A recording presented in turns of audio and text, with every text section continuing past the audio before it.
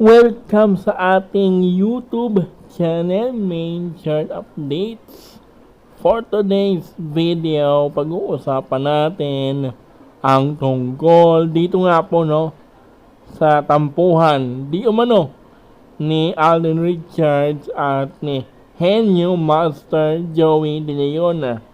Matapos nga po yung ika-47th anniversary ng programang Eat Bunaga nitong nakaraang Sabado. Dahil nga po, alam naman natin na nagkaroon nga po ng munting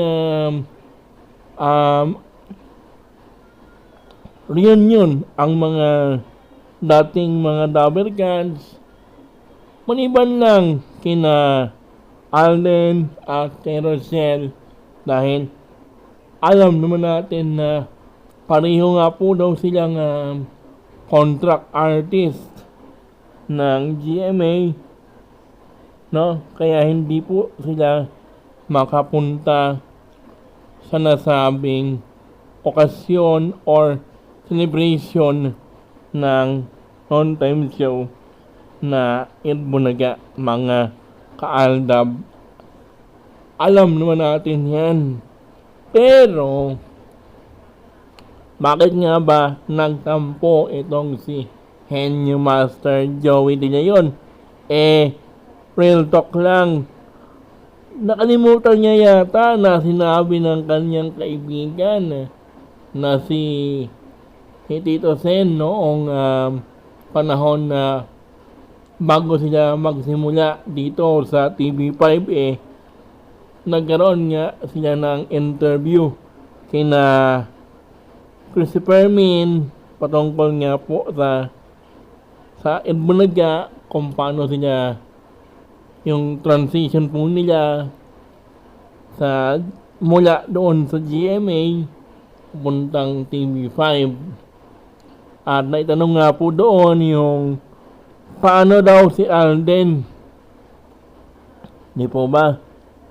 Sinabi nga po ni Tito Sen na meron nga po kasing kontrata itong si Alden, kaso gusto nga daw nila na makasama itong si Alden sa kanilang noon-time show, pero dahil nga po doon sa kontratang yan, doon nga mayroong conflict kung ating tatawagin, Pero para po sa akin, parang parang mahirap magsalita, pero yun talaga yung totoo. Siguro nakalimutan lang ni Henyo Master Joey De Leon ang nasabing pangyayari after 3 years. Kay Arjo at 3 taon naman kasi yun na ngayon ay napakalaki ng problema o diba, nag-iisyong kinakaharap 2023 yun at saka ni Arjo. Di po ba? Tapos kung kay Alden lang sana itong si May, yun nga, at pinabayaan lang yun ninyo nga po yung kanilang ang kanilang relasyon bilang pangyayari kung mag-asawa bakit.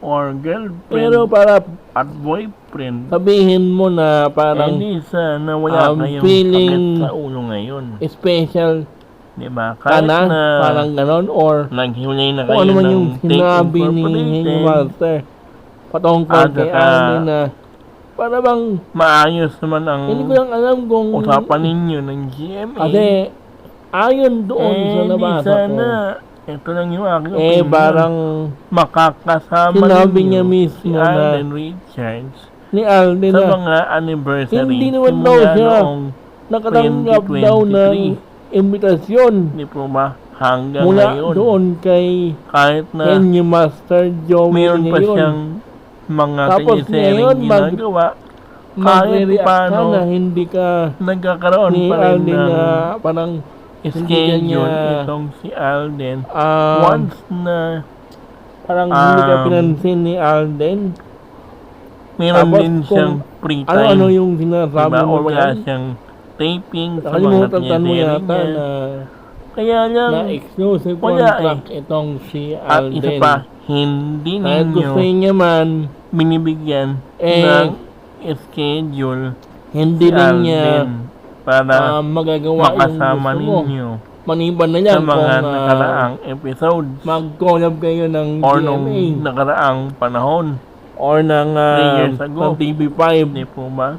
Kayong tatlo. Ngayon, Diba? GMA, para sa ika-47th TV5 at TVJ anniversary, Production. gumagawa ka na naman ng Mag- issue para Mag-collab kayo. mapag-usapan kayong Mga- tatlo, Pwede pa. kayong TBJ. Pero dahil sa inyong Diba ginawa, kasi, kahit na may mga bago pag-iwalay kayong ninyo kasama kay Main dyan, at saka kay Alden at hindi nyo meron na kayong din ng maybe, hindi talaga kaya ng schedule maybe habang na tapatan nasa GMA. yung kung anong Diba? Yung parang kung ano yung narating si Alden ng pa yung Aldab yung nung panahon nila.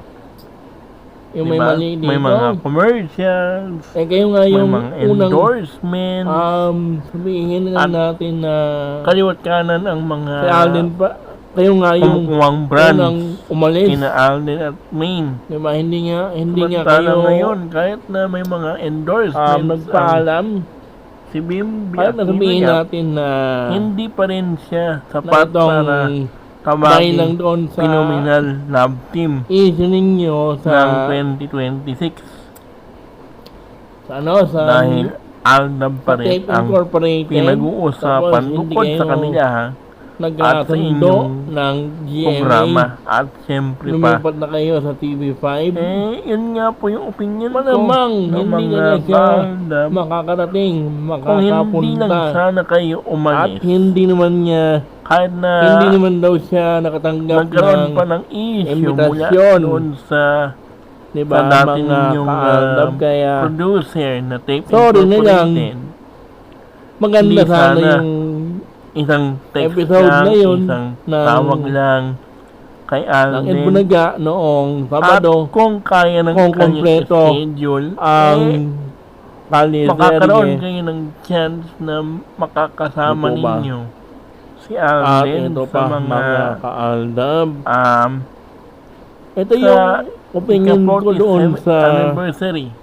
sa 44, kaliserye 45, ng 46, 47th anniversary sabihin na lang Edbunaga. natin na Kasi nababalita ngayon nasa GMA nga na kayo. Ngayon, muling ibabalik no yung lumipat kayo ng kaliserye. istasyon. Hindi nyo Malamang hindi talaga Ma- papayagan hindi maliban na ninyo lang kung kayang meron silang nagpasan tapatan collab ang ng kaliserye original. Kasi collab ninyo. kung may dalawa, na naman ang usapan natin, di ba? Dalawang istasyon parang or dalawang 50-50 management. pa. Kung Yung meron lang maybe sana dahil kayong collaboration bago lang sila, tapos sa GMA, parang kung TBJ, ihambing natin Malamang doon sa pwede. Aldab, iba Kaso kasi lang, yung original. ang problema sa Ang inyo mas din maganda kasi sanang depende rin sa sinasabi inyo ninyo kung dito papayag kayong ni Legit magsama yung Dabercan, dalawa. ako, Di po ba? Pag-usapan din natin Edbunaga, itong sinabi nga po Or ni kaliserye. Legit Dabercans ako. bagong No? Ano? Kasi bagong yugto or tungkol nga po bagong ito season sa daw. anniversary, no? Or dito nga po mas sa maganda yata kung kaliserye, yung pero Yung ang kaliserye, si May, malaking saka itong tanong si ngayon, Alden, at yung kanilang mga anak sa kaliserye. At ito yung ito malaking tanong nagpatuloy ng taong ang bayan. kwento nila. Papatok nga ba ang Kasi bagong yun naman talaga yung totoong kwento nila eh. Sila bagong naman yung version, original na bagong, cast ng kwentong ito. kabanata ng Ng kaliserye. kaliserye. Ito yung gusto Di po kong ba? sabihin. Yan po yung ebidensya natin. No? Kung magkakaroon man ng Yan nga po yung pangalawang sinasabi ni pagkakataon, Christopher Namin, or mga kaaldab. Pero ito yung bagong mangyayari dapat, kabanata, no? yung kwento Yung ng tungkol doon sa kaliserye. kay Ito yung kay gusto Main kong at saka kay Alden na kwento. reunion. Si Maganda sana Main yun. at saka itong si Alden pa rin Diba? ang Kasi bida. masaya yung Kasama yung mga anak po 11th nila. year Yan po ng talaga yung kaliserye. pinakamagandang Kasi mahabang kwento ng Kasi, Kalye-serye ano kaya yung dahil kwento ng ipapakita rito mga lola, yung mismo tapos buhay yung mga ng anak ni Maine tsaka ni Alden sa mag-asawa Kalye-serye at ng bilang kanilang mga mga magulang anak nila. after yung- ng Yung maganda mahabang yung panahon. kwento ng Di po ba? family, tapos kaso ang yun yung problema magandang wala writer nga version po ng itong si Alden na sa family GMA story na naiwan. inaabangan Oh. ng Tapos, sambayanan. Itong Kaya lang, hindi naman yung ninyo Master Joey din yun. pinagbigyan ang mga Alden fans. Umaarte na. Mas gusto ninyo yung maybe. Nag-iinarte ano naman yung si Alden. gagawin ng maybe dyan. Yan po yung sinasabi Diba? rito. Ni bago lang sila yung para Master doon sa Joey na yun. Kalye-serye. Si Alden daw ang may problema. Kalye-serye. Hindi raw sila. Kasi doon nagsimula yung Kahit kwento. nasabihin natin iba yung opinion Ano ng yun? iba. Parang At Home Along the yung Rails mga ng bayan. sinabi ni Henyo Na Master Joey sitcom din yun or patungkol pinikula dito na sa issue niya ni Alden. ginawa ito dati yung or yung pinakasikat na para kasi sa akin sitcom ng yung ABS-CBN na attitude ninyo nagkaroon ng pinikula. parang Tapos ano ngayon parang meron pa ulit na uunyanin reunion style movie ninyo, para bang patungkol doon walang sa sense Home ang Along the mga Rails. sinasabi Tapos ninyo, yan po ba yung walang kwenta. yung kanilang style Diba? ng kanilang Kasi kung totoosin, ang kanilang dapat nga gagawing naiintindihan kwento, ninyo parang ganun ba yung si Alden dahil style? Mas maganda pa nga rin daw yung siyang event original na ngayong araw na ito cast, or tapos noong may mga araw bagong din yun. kwento. Yan ang Kasabay aking ng opinion inyong tungkol dito anniversary, sa or yung issue ni inyong, Henyo Master part 2 Joey De Leon at sa Kalye-serye kung saan na sinasabi daw nilang inabangan daw ng ang mga double cans. Hanggang dito na lang ang meron nga ating daw video. silang Don't forget to like, reunion ng share, and subscribe for buong more cast ng updates. Kalye-serye. Siyempre sina Jose, Wally, Paulo, Maine at Alden, at sila nga po yung mag-reunion dapat noong Sabado. Kaya lang ang problema kasi nasa GMA nga itong si Alden. Tapos mayroon pa siyang event nung araw din yun sa BDO. Nagkataon. Tapos mayroon pa siyang kontrata. Isa pa yan na pesting yawa na kontrata yan. Hindi pa rin matapos-tapos. Kung hindi sana kayo umalis at nagkasundo kayo ng GMA, siguro hindi ito mangyayari kasi isang text nga lang, isang tawag lang kay Alden, or sabihin na lang natin na bigyan nyo ng schedule si Alden. Siguro kahit paano makakasama ng mga double cards si Alden at saka itong si Maine.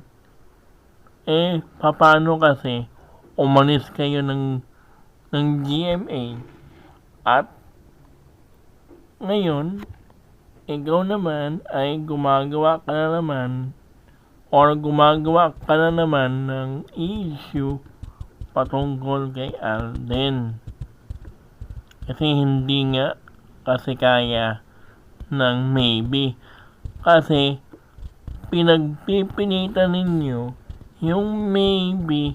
Oo nga, marami nga kayong nauto ng mga Alden fans na manood, naging maybe fan.